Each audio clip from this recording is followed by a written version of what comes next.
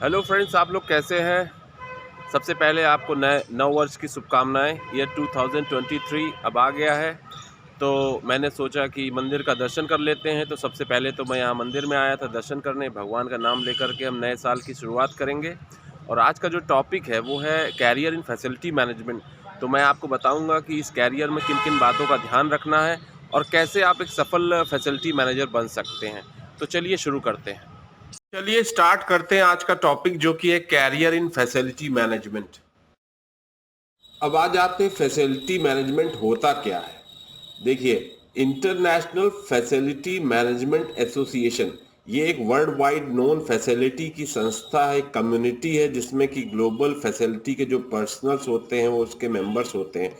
तो उसके हिसाब से इस एसोसिएशन जो ग्लोबल बॉडी है इनके हिसाब से फैसिलिटी मैनेजमेंट क्या होता है। Planning, organising, directing and controlling, ये चार चीज जो है प्रिंसिपल्स ऑफ मैनेजमेंट में बेसिक मैनेजमेंट की जो डेफिनेशन है उसको आप पढ़ेंगे तो उसमें ये चार चीजें आती हैं। किन वो प्लानिंग, ऑर्गेनाइजिंग, डायरेक्टिंग, कंट्रोलिंग किन किन चीजों की, पीपल, मशीन और मटेरियल, किस चीज के लिए, to supply a service.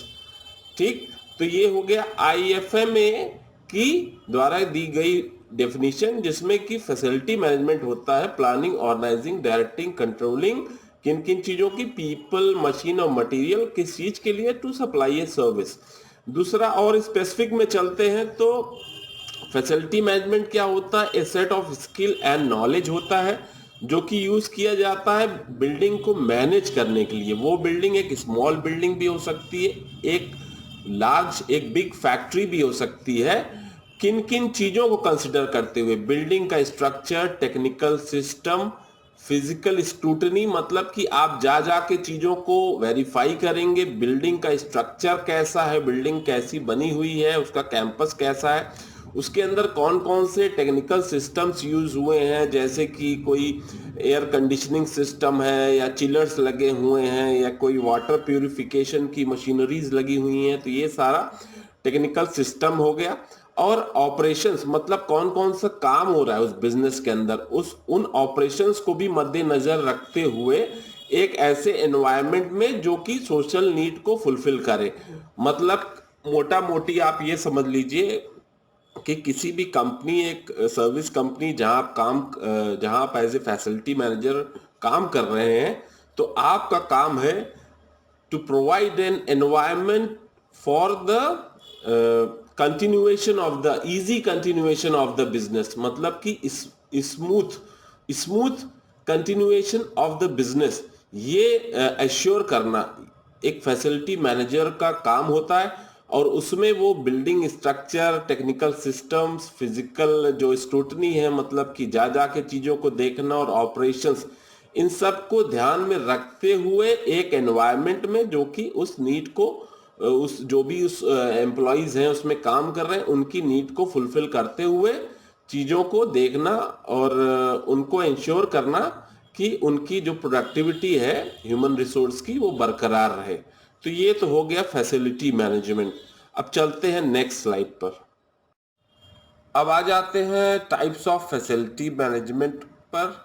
Types of facility management हम कहेंगे तो इसे हम क्लासिफाई करते हैं दो कैटेगरी में। एक हो गया हार्ड फैसिलिटी मैनेजमेंट, दूसरा है soft facility management. Hard facility management में मोस्टली जो टेक्निकल जॉब हैं, जो टेक्निकल स्टफ है, जिसमें टेक्निकल जॉब रोल्स हैं, ये सारे आते हैं। इसके अंदर हम heating, cooling, ventilation, lightning, drainage, electrical, mechanical, air conditioning, gas and plumbing, lifts and conveyors, fire safety systems, building maintenance, मतलब ये सारे ऐसे जॉब्स हैं जो जिसमें कि टेक्निकल लोगों की हमको आवश्यकता पड़ेगी, जिनको टेक्निकल थोड़ा बहुत नो हाउ हो। वो सब जो है, ये सारा जो जॉब रोल है ये हार्ड फैसिलिटी मैनेजमेंट के कहलाता है। ठीक है। दूसरा है सॉफ्ट फैसिलिटी मैनेजमेंट। इसमें सारा जो फैसिलिटी से रिलेटेड जो नॉन टेक्निकल स्टफ्स है फैसिलिटी मैनेजमेंट से रिलेटेड, वो सारा इसके अंदर आता है। जैसे कि सिक्योरिटी गार्ड्स हो गए, या उनका उनके उनका मतलब सिक्योरिटी गार्ड्स का रिक्रूटमेंट वगैरह हो गया, ये प्रॉपर ड्यूटी कर रहे हैं कि नहीं कर रहे, कैटरिंग हो गया, कार पार्किंग स्पेस में जो भी हमें अरेंजमेंट्स करने हैं वो हो गया, लैंडस्केपिंग हो गया, इंटीरियर डेकोरेशन हो गया, विंडो क्लीनिंग हो गया, मेल मैनेजमेंट, वेस्ट मैनेजमेंट और बिल्डिंग फैब्रिक रिपेयर, ये सारा जो है सॉफ्ट फैसिलिटी मैनेजमेंट में आता है। और ये जो मैंने कैटेगरी के अंदर जो भी चीज़ों को बताया, इसके अलावा भी कंपनी टू कंपनी ये डिफर कर सकता है। बस एक ही चीज़ को आपको याद रखना है कि हार्ड फैसिलिटी मैनेजमेंट के अंदर जो भी आएगा वो टेक्निकल्स आएगा, मतलब उसके लिए स्पेसिफिक स्किल्ड आदमी, टेक्निकली स्किल्ड आदमी उसमें लगेगा। और जो सॉफ्ट फैसिलिटी मैनेजमेंट है उसमें जो है हमारा नॉन टेक्निकल लोग भी चलते हैं, लेकिन जो हमारा फैसिलिटी मैनेजर का जो जॉब रोल होता है वो एक्चुअल में देखा जाए तो उसको सिर्फ हार्ड जो फैसिलिटी मैनेजमेंट की जो चीज़ें हैं उसको उसका बेसिक्स ही आना चाहिए, क्योंकि उसको मैनेज करना है, उसको खुद से नहीं करना, उसको लोगों से करवाना है। तो हम कोई टेक्नीशियन नहीं बन जाएंगे इस केस में, हम रहेंगे मैनेजर्स ही। तो मैनेजर्स का मतलब हो गया कि जैक ऑफ ऑल ट्रेड्स, हाँ, और मास्टर ऑफ नन, तो वही चीज़ है। तो आपको बेसिक्स आना चाहिए जहाँ तक टेक्निकल्स की बात है। और जो सॉफ्ट फैसिलिटी मैनेजमेंट है इसमें तो मतलब नॉन टेक्निकल चीज़ें ही हैं, तो इसका भी आपको ध्यान रखना होगा। तो ये हो गया हमारा टाइप्स ऑफ फैसिलिटी मैनेजमेंट। चलते हैं नेक्स्ट स्लाइड पे। अब चलिए समझते हैं कि फैसिलिटी रिलेटेड जो प्रोफेशनल्स हैं उनकी क्या डिमांड है मार्केट में। एक रिपोर्ट के हिसाब से जो ग्लोबल फैसिलिटी मैनेजमेंट मार्केट है उसको वैल्यू किया गया है at USD 40.41 billion in the year 2020, ठीक है। और इसको एक्सपेक्ट किया जा रहा है at a market value of USD 81.49 billion by 2026, registering a compound annual growth rate of 12.51% over the forecast period 2021 to 2026। मतलब कि ये जो है फैसिलिटी मैनेजमेंट हमारा 12.5% की दर से ग्रो करता रहेगा सन 2021 से लेकर के 2026 तक। तो स्कोप बहुत है, इसमें आगे बहुत डिमांड है, अच्छा कैरियर आप बना सकते हैं और ये काफ़ी एक्साइटिंग कैरियर भी है। इन सब पॉइंट्स पर अभी हम आगे स्लाइड्स में बात करेंगे। चलते हैं नेक्स्ट स्लाइड पे। अगर हम क्वालिफिकेशन की बात करें कि फैसिलिटी मैनेजर मुझे बनना है या मुझे असिस्टेंट फैसिलिटी मैनेजर बनना है या मुझे फैसिलिटी एग्जीक्यूटिव बनना है, तो इसके लिए रिक्वायर्ड क्वालिफिकेशन क्या होती है। देखिए, जो मार्केट जो मांगता है, जो कंपनीज, जो मल्टीनेशनल कॉरपोरेशंस जो मांगते हैं वो है ग्रेजुएट इन मैनेजमेंट होना चाहिए, ठीक है। आपने BBA किया या MBA किया हुआ है वो बहुत बढ़िया है। आपने होटल मैनेजमेंट या हॉस्पिटैलिटी में आप ग्रेजुएट हैं वो भी चलेगा। आपने डिप्लोमा किया हुआ है, पॉलिटेक्निक है इलेक्ट्रिकल या मैकेनिकल से, वो भी चलेगा। आपने ग्रेजुएट इन ऑपरेशंस मैनेजमेंट है वो भी चलेगा, मतलब MBA किया हुआ है इन ऑपरेशंस मैनेजमेंट, वो भी चलेगा। आप बीटेक MBA हैं, ये समझ लीजिए ये तो आइडियल कॉम्बिनेशन है। बीटेक MBA अगर आपने किया हुआ, ये आइडियल कॉम्बिनेशन है फॉर फैसिलिटी मैनेजमेंट, क्योंकि यहाँ आपको टेक्निकल्स का भी ज्ञान है, आपको मैनेजमेंट का भी ज्ञान है और फैसिलिटी में आप कुछ बचता नहीं है। मतलब फैसिलिटी आप टेक्निकली भी आप साउंड हैं, आपको मैनेजमेंट स्किल्स भी है, तो ये तो आइडियल कॉम्बिनेशन हो गया बीटेक MBA। IT ग्रेजुएट हैं तब भी आपको चलेगा, क्योंकि आपको टेक्निकल्स आता है और जो मैनेजमेंट है it is all about human skills, तो वो तो आप अपने अंदर डेवलप कर सकते हैं ओवर द टाइम। और आखिरी last but not the least ये है सिंपल ग्रेजुएट, मतलब करने वाले के लिए कोई रोक नहीं है और जहाँ चाह है वहाँ राह है। तो सिंपल ग्रेजुएट भी इस फील्ड में अपना कैरियर बना सकते हैं, लेकिन उनको बहुत अतिरिक्त प्रयास और अतिरिक्त जो है मेहनत और डेडिकेशन उनको दिखाना पड़ेगा, then only they can make the career in the field of facility management. अब चलते हैं नेक्स्ट स्लाइड पे। फैसिलिटी में कैरियर आपके लिए है कि नहीं है, ये आप कैसे जानेंगे। तो देखिए कुछ पॉइंट्स हैं, इसको आपको एनालाइज करना पड़ेगा, इसको समझना पड़ेगा कि ये आप पर एप्लीकेबल होता है कि नहीं होता है। उसके बाद ही आप जो है कंक्लूजन पे आ सकते हैं कि फैसिलिटी मैनेजमेंट का कैरियर एक्चुअली में आपके लिए है कि नहीं बना है। देखिए, सबसे पहला है कि am I looking for a career that's different every day, मतलब हर दिन नई चुनौतियों का सामना करना, क्या ये आपको अच्छा लगता है? Am I seeking career that involves movement and physical labour, मतलब आपको घूमना टहलना पसंद है, थोड़ा बहुत अगर फिजिकल लेबर भी होता है तो क्या आप उसको करना चाहते हैं? फिलहाल इसमें कुछ कितना भी मूव करना होगा, लेकिन इसमें सेल्स की जॉब की तरह नहीं मूव करना है। इसमें कभी कभार जैसे कोई साइट वाइट हो गया, ब्रांच ऑफिस हो गया, इधर उधर जाना या किसी वेंडर से मीटिंग करना, बस थोड़ा बहुत यही मूवमेंट है इसमें। इससे ज़्यादा मूवमेंट इसमें नहीं होता। It is not like sales कि आप दिन रात मतलब घूम रहे हैं, आप मार्केट में टहल रहे हैं। इट्स नॉट लाइक दैट, ठीक है। तो इसमें मूवमेंट है, लेकिन उतना मूवमेंट नहीं है। नेक्स्ट पॉइंट है कि जैसे am I passionate about helping people achieve their goals, मतलब कि जो भी आपके साथ जो लोग काम कर रहे हैं, क्या आपको अच्छा लगता है कि मतलब लोग अगर सफल हो रहे हैं तो आपको उसमें खुशी होती है? दूसरे को सफल होता हुआ देख, हर आदमी को नहीं अच्छा लगता कि कोई और सफल हो जाए आज के इस कॉम्पिटिटिव युग में। लेकिन क्या आपको पसंद है कि कोई और सफल हो रहा है तो आपको उसको देख करके आपको अच्छा लगता है? मतलब आप जबकि उसकी सफलता का जो रीज़न है उसके पीछे आपका हाथ हो, तो क्या आप उसको लाइक करते हैं? तो इसको आप सबको समझना होगा। और do I have the ability to go with the flow, मतलब कि go with the flow when things go wrong, मतलब कि जब भी मान लीजिए सपोज करिए आप कोई काम कर रहे हैं, उसमें कोई गड़बड़ी हो जाती, कोई गलती हो जाती है, तो फिर एक होता है ना कि जैसे जैसा चल रहा है वैसा चलने दो, उसको हम चला लेंगे, फिर जो है आगे जो होगा देखा जाएगा। तो मतलब क्या ये इस तरह का एटीट्यूड आप अपने अंदर देखते हैं कि नहीं देखते? तो इसको भी आपको समझना होगा।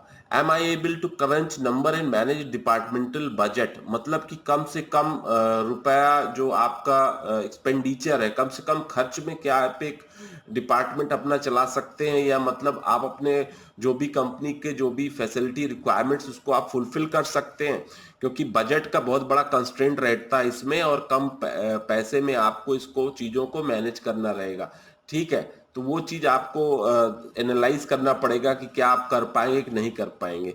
बहुत सारा कोई ये रॉकेट साइंस नहीं है, लेकिन इसको फिर भी आपको समझना पड़ेगा, क्योंकि यही सारी इसकी मेन जो है की रिक्वायरमेंट्स बनाती हैं आगे चल करके। और फिर can I demonstrate sufficient project management skills. अब प्रोजेक्ट मैनेजमेंट स्किल्स मतलब ये हो गया कि मतलब प्रोजेक्ट मैनेजमेंट क्या होता है? कोई भी नया काम जो हम करते हैं एक लिमिटेड टाइम के लिए, उसको हम प्रोजेक्ट कहते हैं, और उसी को मैनेज करना इस प्रोजेक्ट मैनेजमेंट। तो मतलब क्या हो गया कि मतलब कोई भी नया टास्क आ गया आपके सामने, तो क्या आप उसको मैनेज करने में आप अपने आप को कितना कैपेबल समझते हैं? तो ये हो गया प्रोजेक्ट मैनेजमेंट स्किल। फिर हो गया एम आई एफिशिएंट कम्युनिकेटर और पीपल ओरिएंटेड पर्सन, मतलब कम्युनिकेटर मतलब आपके अंडर में टीम होगी अच्छी खासी, तो आपको अपना मैसेज कन्वे करना अच्छे से आना चाहिए, कि आप अपना अच्छे से मैसेज कन्वे करेंगे तभी आगे अच्छे एग्जीक्यूशन होगा। तो इसलिए एफिशिएंट कम्युनिकेटर होना चाहिए। पीपल ओरिएंटेड पर्सन मतलब कि आपके इर्द गिर्द जैसे लोग हैं, आप क्या अपने आप को वैसे अडेप्ट कर सकते कि नहीं कर सकते? तो ये हो गया पीपल ओरिएंटेड पर्सन होना। और do I enjoy problem solving and brain storming creative solutions. हाँ, प्रॉब्लम सॉल्विंग मतलब कि कोई भी अननोन ऐसी सिचुएशन फंस गई आपके सामने, अब उस सिचुएशन से आपको बाहर निकलना है, तो फिर आपको अपने आप को प्रेजेंस ऑफ माइंड और अपना दिमाग और अपना नॉलेज वो लगाना पड़ेगा कि कितना आप चीज़ों को समझ पा रहे हैं। और फिर मतलब एक क्रिएटिव सोल्यूशन, मतलब कि एक ऐसा सोल्यूशन आपको लेकर आना है जो कि बहुत ही कॉस्ट इफेक्टिव भी हो और जिससे लोग सेटिस्फाइड भी हो। तो क्या आप इन इन इस तरह की जो इस तरह का जो काम है या जो वर्क एनवायरनमेंट होगा आपका, क्या आपको ये पसंद है? इन सब चीज़ों में क्या आप अपने आप को कंफर्टेबल समझते हैं कि नहीं समझते? तो ये सारी चीज़ों को आपको एनालाइज करना होगा। जितना भी पॉइंट्स यहाँ डिस्कस किया गया है इनको समझना पड़ेगा, और फिर इन सबको समझ करके ही आप फाइनली कंक्लूड कर पाएंगे कि वेदर ये फैसिलिटी मैनेजमेंट का कैरियर जो है ये आपके लिए बना है कि नहीं बना हुआ है। ठीक है, चलते हैं नेक्स्ट स्लाइड पे। अब आइए फैसिलिटी एसेट्स के बारे में समझ लेते हैं। देखिए, फैसिलिटी एसेट्स वैसे तो देखा जाए तो कंप्लीट एक फैसिलिटी प्रेमाइसिस होता है, उस प्रेमाइसिस के अंदर गार्डन भी हो सकता है, उस प्रेमाइसिस के अंदर बिल्डिंग भी होगी, उस प्रेमाइसिस के अंदर कार पार्किंग भी होगी, उस प्रेमाइसिस के अंदर तमाम इक्विपमेंट्स भी होंगे, ठीक है। तो ये सारा जो भी एक प्रेमाइसिस के अंदर आता है उसको हम फैसिलिटी एसेट्स कहेंगे।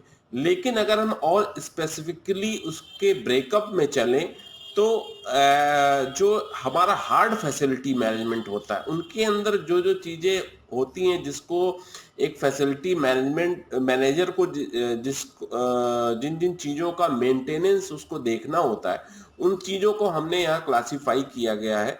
जैसे कि हो गया मैकेनिकल इक्विपमेंट जिसमें कि boiler, chiller, air handling unit, heat pumps, ये सब आएगा। इलेक्ट्रिकल इक्विपमेंट हो गया जैसे ब्रेकर पैनल, जनरेटर, ट्रांसफार्मर हो गया, ठीक है। प्लम्बिंग एसेट्स हो गया इसमें कि वाटर सॉफ्टनर्स हो गया, drinking fountains, backflow preventers, fire and life safety equipments हो गया, एग्जिट साइन होगा जिसके अंदर स्मोक डिटेक्टर होगा, फायर एक्सटिंग्विशर होगा, ठीक है। अप्लायंसेस तमाम हो गए जैसे कि डिश वॉशर्स हो गया, रेफ्रिजरेटर्स हो गया, कूलर्स हो गया, ठीक है। और सिक्योरिटी इक्विपमेंट्स जिसमें कि सिक्योरिटी कैमराज आएंगे, डोर लॉक्स आएंगे, की कार्ड रीडर्स आएंगे, इमरजेंसी नोटिफिकेशन सिस्टम्स आएंगे, ठीक है। और कुछ हमारी जो आउटडोर एसेट्स हो गई जिसके अंदर हमारा ये पार्किंग जो इक्विपमेंट है, प्लेग्राउंड इक्विपमेंट, सॉरी, फाउंटेन्स और ग्राउंड्स मेंटेनेंस टूल हो गया, और फेंस लाइंस हो गया, ये सारा जो है हमारा मिलकर के आउटडोर एसेट्स बनाएगा। मतलब आउटडोर एसेट मतलब वही हो गया कि बिल्डिंग के बाहर जो जो चीजें हैं वो सारी हमारी जो है मिलकर के वो आउटडोर एसेट बनाएगा। तो ये कुछ हम इसको यहाँ पर डिफाइन किया हुआ इस स्लाइड में about the facility assets, but most of it make it these are actually the parts of the hard facility management। ये सारा जो इस स्लाइड में आप पढ़ रहे हैं। तो अभी हम चलते हैं नेक्स्ट स्लाइड पे। अब आ जाते हैं फैसिलिटी मैनेजमेंट एक्टिविटीज पर। देखिए इसमें सबसे पहला जो है वो है क्लीनिंग। क्लीनिंग क्या है? सॉफ्ट फैसिलिटी मैनेजमेंट, ठीक है। इसको हम और वैसे कहते हैं अगर प्रोफेशनल लैंग्वेज में तो इसको हम हाउस कीपिंग भी कहते हैं, ठीक है। नेक्स्ट है hardware inspection and maintenance. Hardware मतलब कि जो भी कंप्यूटर्स लगे हुए हैं या और भी जो डिवाइसेस वगैरह लगे हुए हैं या कोई प्लम्बिंग जो इक्विपमेंट्स लगे हुए हैं वो सब हमारा मिला करके हार्डवेयर बनाएगा। तो इनका इंस्पेक्शन, इनका मेंटेनेंस। EHS आता है, इन्वायरमेंट, हेल्थ एंड सेफ्टी। इन सब को इंश्योर करना आपका जिम्मेदारी होगा फैसिलिटी मैनेजर का या फैसिलिटी एग्जीक्यूटिव का, ठीक है। उसमें एनवायरनमेंट मतलब कि साफ सुथरा क्लीन एनवायरनमेंट हो, या हेल्थ का कह लेते हैं तो कह दीजिए कि फर्स्ट एड बॉक्स वहां पर होना चाहिए मौके पर, ठीक है। और सेफ्टी का मतलब हो गया कि कहीं पर बहुत ज्यादा फिसलन, आप सफाई करवा रहे कहीं फिसलन ज्यादा ना हो, या उस तरह की जो भी सेफ्टी मेजर्स है। हाँ, प्रॉपर जैसे इलेक्ट्रिकल सप्लाई है तो वहां पर कहीं ज्वाइंट है तो वो प्रॉपरली कवर्ड हो, ठीक है, कहीं कोई तरह का शॉर्ट सर्किट ना हो जाए। तो ये सारा हो गया सेफ्टी। अब आ गया स्पेस मैनेजमेंट एंड माइग्रेशन। ये भी हमारा सॉफ्ट फैसिलिटी मैनेजमेंट के अंतर्गत आएगा कि जो भी हमारा स्पेस है, जो भी जगह है एक बिल्डिंग के अंदर, उसको हम कैसे इफेक्टिवली एक ऑप्टिमाइज्ड यूटिलाइजेशन कर सकते हैं, वो भी फैसिलिटी मैनेजर का ही जॉब है, ठीक है। और माइग्रेशन का मतलब हो गया कि मान लीजिए कि ऑफिस एक जगह से दूसरी जगह अगर शिफ्ट हो रहा है तो उसको माइग्रेशन कहते हैं, ये भी उसी का काम है। फिर आ गया नेक्स्ट है ट्रांसपोर्टेशन। ये भी हमारा सॉफ्ट फैसिलिटी मैनेजमेंट के अंदर आएगा। तो ट्रांसपोर्टेशन में हो गया कि जैसे मान लीजिए कि आपको कहीं पर किसी को जाना है, किसी सीनियर को, और उसको गाड़ी चाहिए, या एक सेट ऑफ एम्प्लॉयज़ हैं किसी पर्टिकुलर साइट पे उनको जाना है तो उनको कोई गाड़ी अरेंज करनी है, तो वो गाड़ी वगैरह का जो भी अरेंजमेंट है ये भी आपका फैसिलिटी मैनेजर के उसके जॉब रोल के अंदर आएगा, ठीक है। फिर हो गया सिक्योरिटी सर्विसेज। सिक्योरिटी सर्विसेज में दो चीजें हो गई, सिक्योरिटी कैमरास भी हो गए उसके अंदर, या सिक्योरिटी पर्सनल्स भी हो गए। तो इनको देखना, इनकी परफॉर्मेंस को मेजर करना, हाँ, कि अब चीज़ें यहाँ पर everything device is working up to the mark, ये सारी चीज़ों को एश्योर करना ये भी फैसिलिटी मैनेजर का काम है। फिर हो गया फायर सेफ्टी। फायर सेफ्टी आप जानते हैं कि ये जो है गवर्नमेंट नॉर्म है कि fire equipments proper working condition में होना चाहिए। तो वो फायर सेफ्टी के जो भी इक्विपमेंट्स लगे, डिवाइसेस लगे, उनको हमेशा ऑपरेशनल होना चाहिए। और उनका जो फैसिलिटी मैनेजर होता है वो टाइम टू टाइम उनका ड्रिल भी करता है कि वो चेक करने के लिए वो प्रॉपरली वर्क कर रहा है कि नहीं कर रहा है, या कंपनी के एम्प्लॉयज़ को ट्रेन करने के लिए भी ड्रिल करते हैं वो लोग। तो ये हो गया फायर सेफ्टी। फिर हो गया ऑपरेशनल रिक्वायरमेंट। ऑपरेशनल रिक्वायरमेंट मतलब डे टू डे बिजनेस का जो भी है, तो उसमें हो गया कि जैसे ऑफिस के अंदर जो भी पेपर पेन पेंसिल ये सारी जो भी चीज़ें हैं ये सब होनी चाहिए, मतलब ठीक है, तो वो ऑपरेशनल में आ गया। फिर हो गया या जैसे हो गया प्रिंटर्स का जो इंक होता है, ये भी आपका उसमें हो गया, ऑपरेशनल में आ गया। ठीक है, तो ये सारा जो है हमारा ऑपरेशनल में। फिर हो गया बिजनेस कंटिन्यूटी। बिजनेस कंटिन्यूटी मतलब बिजनेस स्मूथली चलता रहे। तो उसके लिए क्या है कि मतलब सपोज करिए कि आपके यहाँ जनरेटर है, तो जनरेटर के लिए ज़रूरी क्या होता है, तेल, उसमें डीजल पड़ता है। तो डीजल अवेलेबिलिटी एडवांस में होना चाहिए कि मतलब पावर कट हो तो तुरंत डीजल उसमें पड़ जाए, तो बिजनेस कहीं भी हैम्पर ना हो, लोग काम करते रहे। ठीक है, तो बिजनेस कंटिन्यूटी वो ये भी एश्योर करना is the job role of facility manager. ठीक है, फिर हो गया लीज मैनेजमेंट। सपोज करिए कोई हमें ब्रांच ऑफिस खोलना है या कोई न्यू ऑफिस किसी न्यू लोकेशन पे खोलना है, तो उससे जो भी लैंडलॉर्ड से रेंटल एग्रीमेंट्स होगा वो सारा जो है फैसिलिटी मैनेजर का ही काम होगा। फिर हो गया इमरजेंसी मैनेजमेंट। इमरजेंसी मतलब कि कहीं कोई जैसे सपोज करिए ऑफिस के अंदर आग लग जाती, कुछ हो जाता है, तो उसके लिए पहले से एम्प्लॉयज़ को प्रिपेयर करना फॉर इमरजेंसी एग्जिट्स, ये सारा जो है फैसिलिटी मैनेजर का ही काम होता है। फिर हो गया smart technology integration. Smart technology integration का मतलब हो गया कि जैसे कि आजकल नई नई टेक्नोलॉजी आ गया, अलग अलग 3D कैमराज हो गए, वाईफाई कैमराज हो गए, सर्विलांस कैमराज हो गए, और ये कंप्यूटर एडेड फैसिलिटी मैनेजमेंट एक होता है कि मतलब कंप्यूटर एक सॉफ्टवेयर का को यूटिलाइज कर करके हम सब कुछ को फैसिलिटी के जितने भी हमारे जो भी वर्क्स हैं सबको इकट्ठा एक जहाँ से सिंगल लोकेशन से मैनेज करना। ठीक है, या सपोज करिए कि आजकल IoT डिवाइसेस हैं, इंटरनेट ऑफ थिंग्स कहते हैं, तो उसको एक जहाँ से पर्टिकुलर एक लोकेशन से जो है, सेंट्रल लोकेशन से जो है डिवाइसेस या मशीनरीज हैं या लाइटनिंग्स हैं सबको ऑन ऑफ करना। ठीक है, ये सब हो गया टेक्नोलॉजी इंटीग्रेशन। ठीक है, तो ये सारा जो मोटा मोटी है, इसमें ज़रूरी नहीं कि सारे के सारे आपको एक फैसिलिटी में सारे के सारे ये जॉब रोल्स आपको मिल जाए। कुछ हो सकता है मिलेंगे, कुछ हो सकता है ना मिले, डिपेंड्स करता है फैसिलिटी टू फैसिलिटी कि क्या रोल आपको मिलेगा। लेकिन इसमें जैसे फायर सेफ्टी हो गया, स्पेस मैनेजमेंट हो गया, ट्रांसपोर्टेशन हो गया, सिक्योरिटी सर्विसेज, ये सब कॉमन है। ये कहीं भी आप जाएंगे, किसी भी तरह की फैसिलिटी में जाएंगे तो ये आपको मिलना ही मिलना है। क्लीनिंग जिसे हम हाउस कीपिंग कहते हैं सबसे इंपॉर्टेंट है, ये आपको मिलेगा मिलेगा ही। तो लेकिन सारी चीज़ें मिले जरूरी नहीं है। ठीक है, तो ये डिपेंड करता है company to company, facility to facility कि क्या क्या जॉब रिस्पॉन्सिबिलिटीज आपकी हो सकती हैं। अब चलते हैं नेक्स्ट स्लाइड पे। अब आइए बात कर लेते हैं रिक्वायर्ड स्किल सेट की। एक फैसिलिटी मैनेजमेंट मैनेजर या फैसिलिटी एग्जीक्यूटिव के अंदर कौन कौन सी स्किल्स होनी चाहिए। देखिए, एजुकेशन क्या है उससे डिफरेंस नहीं पड़ होगा, डिफरेंस जो आएगा वो आएगा आपकी जो भी स्किल सेट है उससे।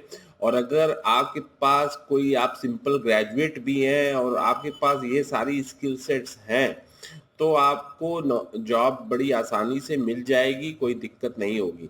तो सबसे पहला है टेक्निकल। टेक्निकल में जैसा हम देखते हैं दिल्ली NCR में या गुड़गांव में बड़ी बड़ी बिल्डिंग्स हैं और सारे के सारी कंपनियां जो है सब जो है सर्विस सेक्टर में, मोस्ट ऑफ देम जो है सर्विस सेक्टर्स में काम कर रहे हैं। जैसे BPO भी हो गया, या सॉफ्टवेयर कंपनीज हो गई, या तमाम वैसे ऑफिसेज हो गए, फाइनेंस रिलेटेड ऑफिसेज हो गए, बैंक्स हो गए, ये सारे बैंक के मतलब हेडक्वार्टर्स हो गए। हाँ, तो ये सारी जो बड़ी बड़ी फैसिलिटीज हो गए, इन इन सब के अंदर जो बेसिक मैंने देखा है कि इन सब के अंदर एक चिलर होता है जो सेंट्रल एयर कंडीशन कहते हैं।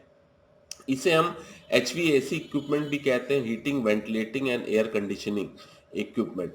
ठीक है, इसका जो बेसिक आपको आना चाहिए, आपको टेक्नीशियन नहीं बनना है बट लेकिन इसका बेसिक आपको आना चाहिए। उसके अंदर और क्या क्या मशीनरीज है तमाम अगर यूज़ हो रही हैं, अगर हो रही हैं तो उसका थोड़ा बहुत बेसिक्स आना चाहिए, इलेक्ट्रिकल्स वगैरह का बेसिक नॉलेज होना चाहिए कि मशीनरी कैसे, मशीनरी में कब क्या प्रॉब्लम हो सकती है, उसका ट्रबल शूटिंग, वो सब अल्टीमेटली करना टेक्नीशियन उसको ही है। लेकिन आपको बस इतना आना चाहिए कि टेक्नीशियन आपको बेवकूफ़ ना बना पाए और टेक्नीशियंस को आप हैंडल कर ले जाए। फिर कंप्यूटर्स का बेसिक नॉलेज होना चाहिए, मतलब कंप्यूटर्स में रैम रोम है या मदरबोर्ड है, तो ये सब आपको पता होना चाहिए। CPU है, ये सब तो मतलब आजकल सबको पता है कंप्यूटर्स के क्या पार्ट, उसके अंदर जो प्रॉब्लम आता है वो फिर वो रिप्लेसमेंट ही होता है। तो कंप्यूटर हो गया। और फिर प्लम्बिंग हो गया। प्लम्बिंग में मतलब आपके पास प्लम्बिंग का बेसिक नॉलेज होना चाहिए। अल्टीमेटली प्लम्बिंग में कुछ होता नहीं, वही चूड़ी बना करके और पाइप पहनाना, बस यही सब बेसिक्स है, लेकिन ये सब आना चाहिए। अल्टीमेटली करना आपको नहीं, करना प्लम्बर को। ठीक है, तो ये हो गया। सेकंड है ह्यूमन स्किल, बहुत इंपॉर्टेंट है ये, क्योंकि इसमें बहुत सारे कम पढ़े लिखे लोगों से भी आपको उनसे आपको डेली जो है मीट करना होगा, क्योंकि सारे जो टेक्नीशियंस हैं, इस तरह के लोग हैं, they are not very highly qualified. तो वो लोग टेक्निकल पीपल होते हैं, तो उनको मोटिवेट करना, उनसे एम्पथाइज करना, ठीक है, ये सब आपके अंदर ह्यूमन स्किल्स होनी चाहिए। अडेप्ट करना, प्रोएक्टिव होना है, क्यूरियोसिटी मतलब लर्निंग, आपके अंदर क्यूरियस होना चाहिए, मतलब चीज़ों को लर्न करते रहने का, इम्प्रूव करते रहने का। ठीक है, प्रोएक्टिव मतलब कि आप अगर प्रोएक्टिव नहीं होंगे तो भैया कंपनी तो बंद हो जाएगी उसी दिन। तो आपको प्रोएक्टिव होना है, क्योंकि आपके ऊपर जो है एक एक एक कंपनी के का जो ओवरऑल एनवायरनमेंट है वो आपके ऊपर डिपेंडेंट है। तो उसके लिए आपको प्रोएक्टिव होना पड़ेगा, कि क्योंकि आपकी सपोज करिए अगर उस कंपनी में 100 लोग काम करते हैं, 50 लोग काम करते हैं, तो वो 100-50 लोगों को एक अच्छा एनवायरनमेंट देना आपकी रिस्पॉन्सिबिलिटी है। तो बहुत प्रोएक्टिव रहना पड़ेगा। ठीक है, ऐसा कोई नहीं कि हवाई जहाज बन जाना है, लेकिन फिर भी प्रोएक्टिव रहना पड़ेगा।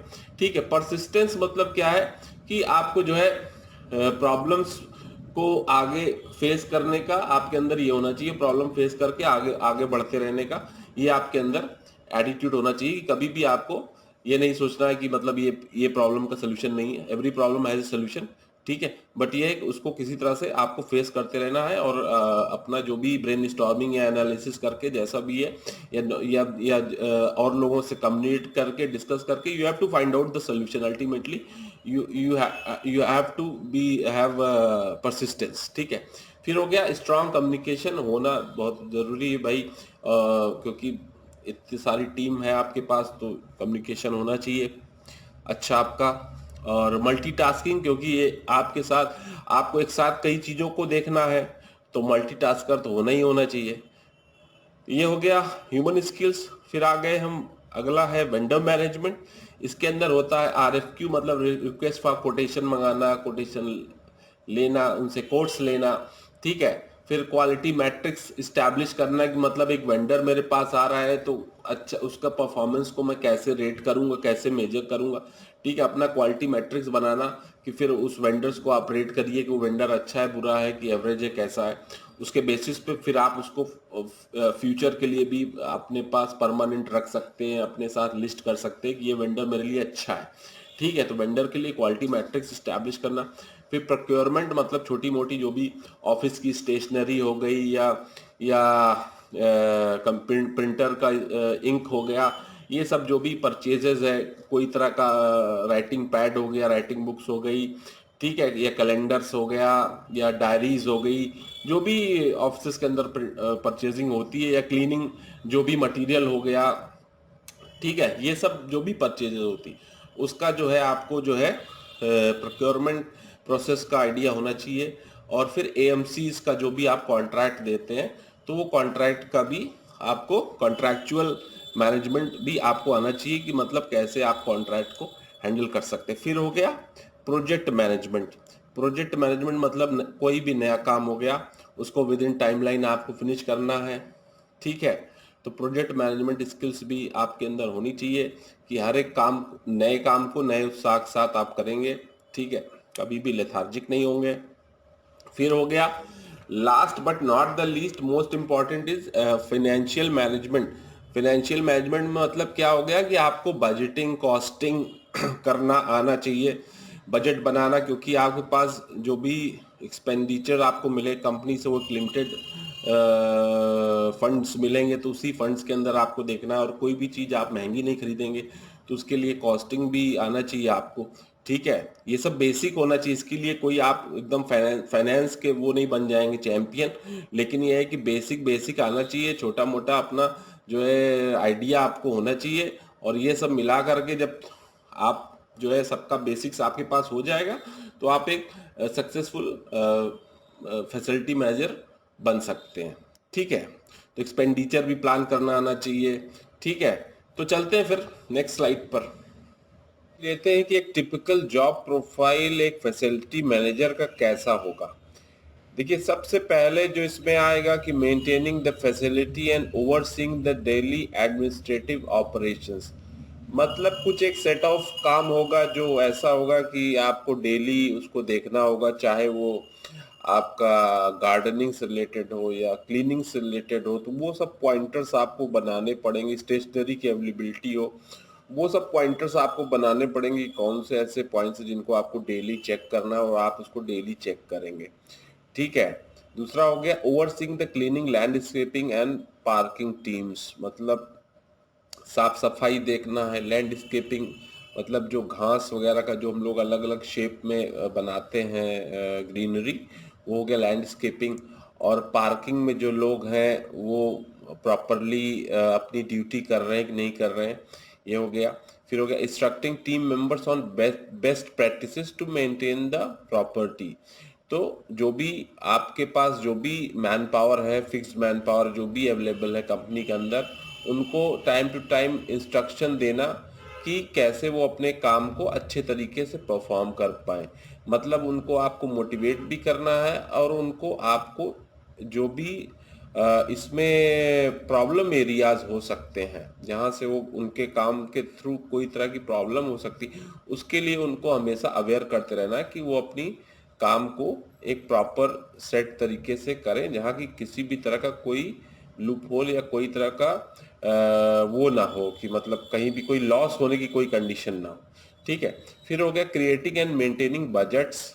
ठीक है, आपको बजट बनाना है, मेंटेनेंस रिपेयर या कॉन्ट्रैक्ट कोई भी तरह का जो भी एक्सपेंडिचर है उसका जो है आपको बजट बनाना है। बजट बना करके फिर उसको अप्रूव भी कराना ही होगा आपको। ठीक है, फिर ओवरसीइंग हो गया closure of the project within the approved budget. मतलब आपने जो बजट बनाया उसी बजट के अंदर आपने कोई भी प्रोजेक्ट स्टार्ट कर रहे हैं, सपोज करिए एक न्यू ऑफिस सेटअप आपने करना है, तो उसमें जो भी बजट अप्रूव कराया आपने उसी बजट के अंदर आपने उस पूरे ऑफिस को कंप्लीट करके कंपनी को काम स्टार्ट करने के लिए डिलीवर कर दिया। ठीक है, तो ये हो गया।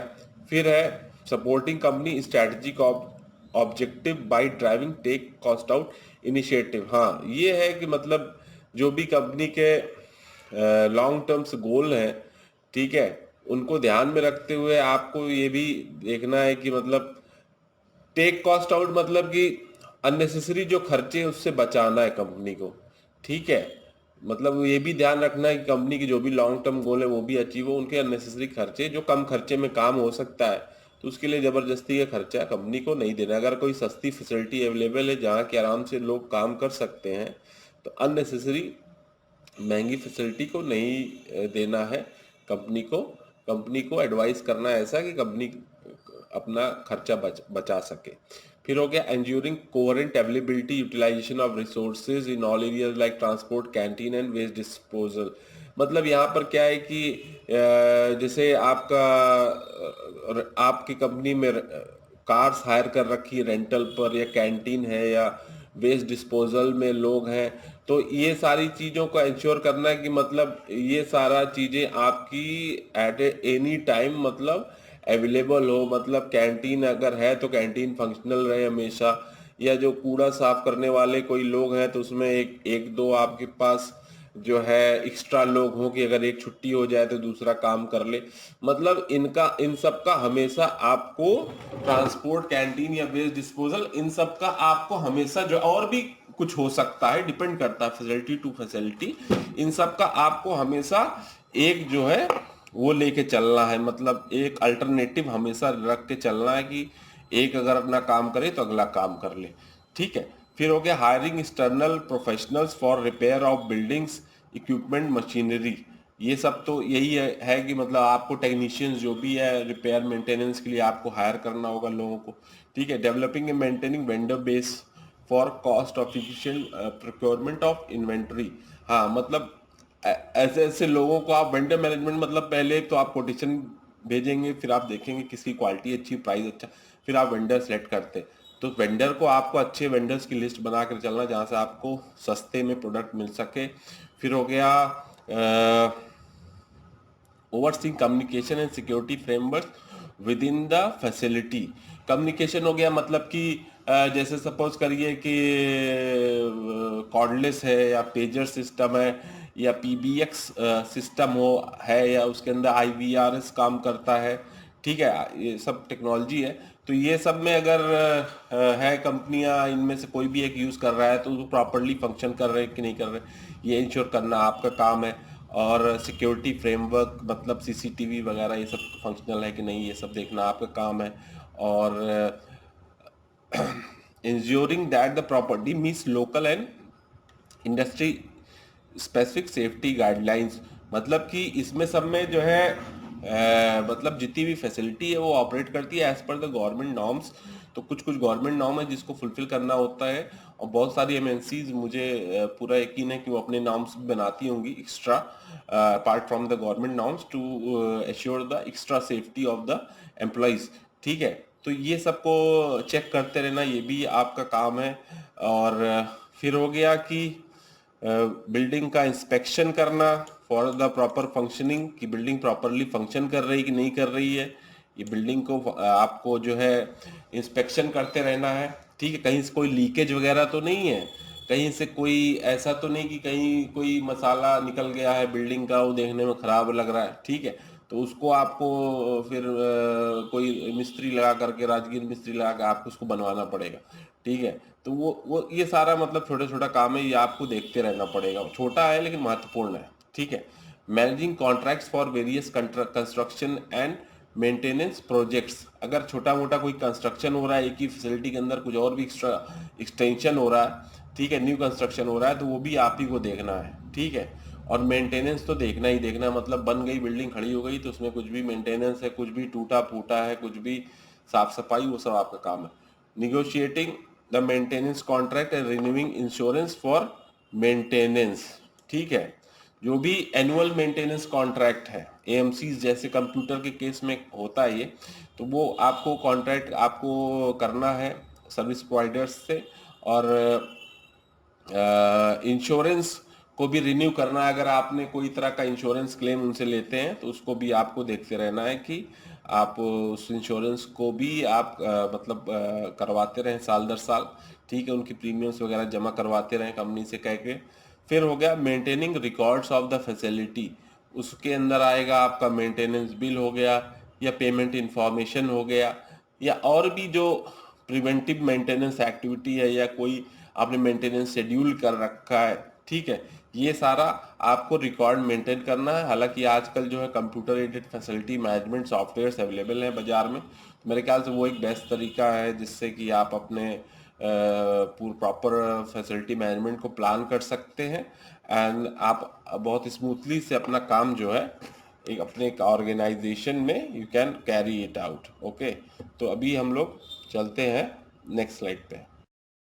अभी बात करते हैं हम सैलरी की। तो सैलरी देखिए, अगर आप फ्रेशर हैं तो 1.5 से 2.5 लाख का पर एनम का पैकेज आपको मिलेगा। ये पैकेज मेरे ख्याल से कम लग रहा होगा आपको, लेकिन इससे डरना नहीं है, ये आपका स्टाइपेंड है।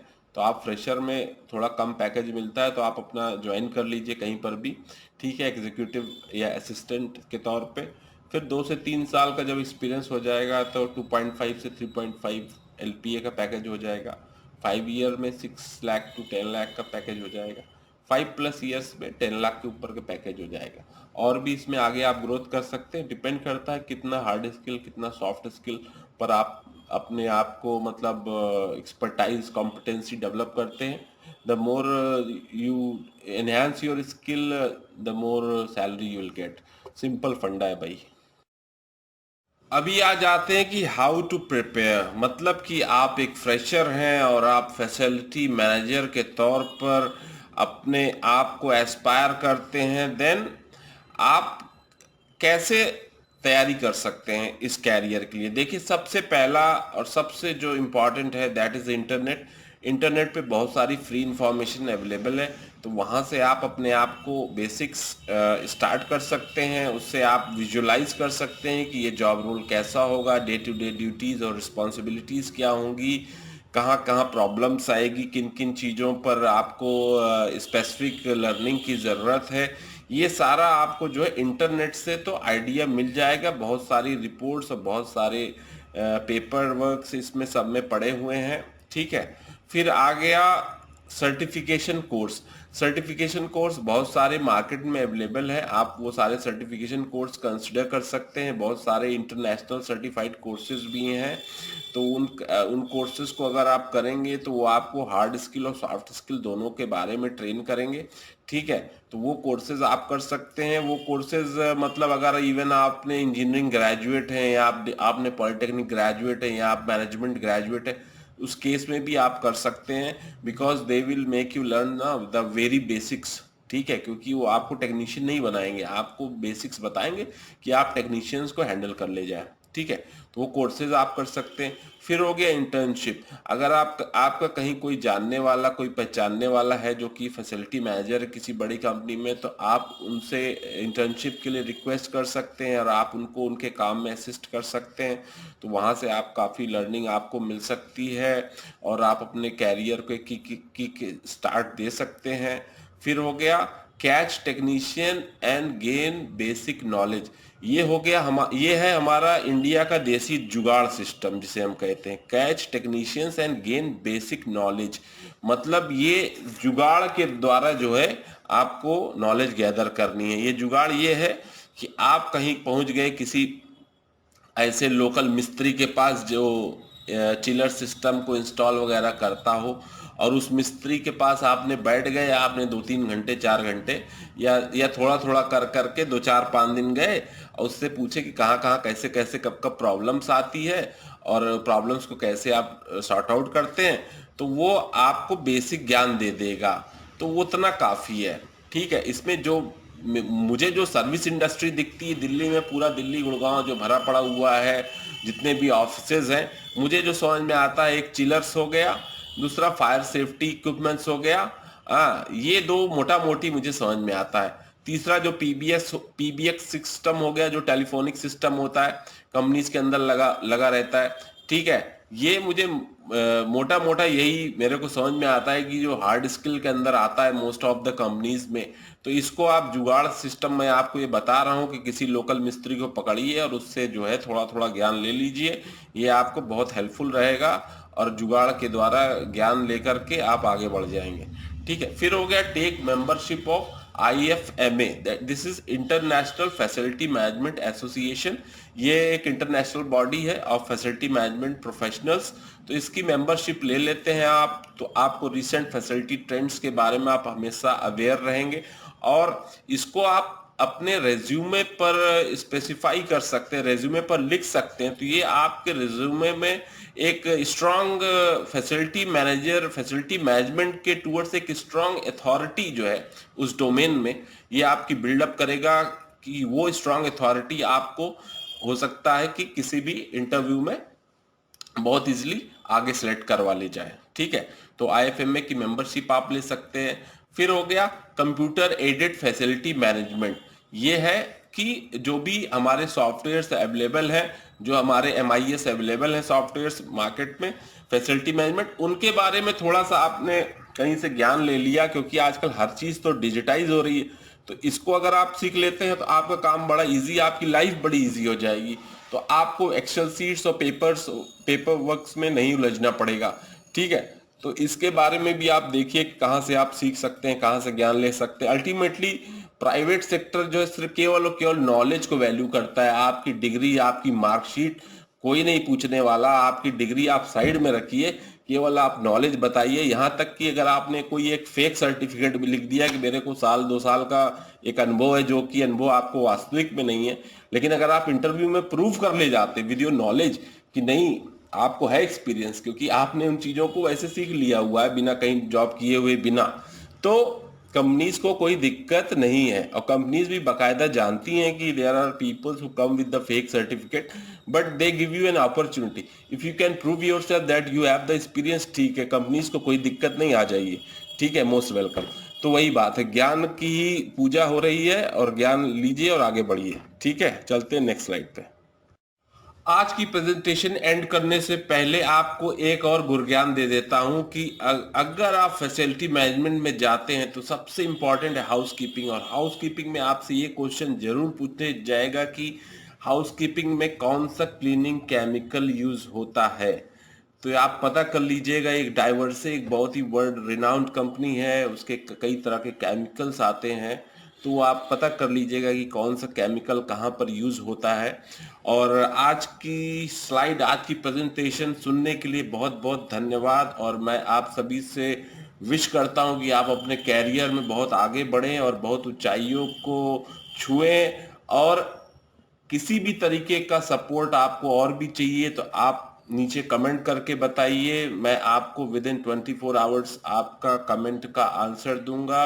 And wish you all the best and wish you happy new year 2023। Best of luck.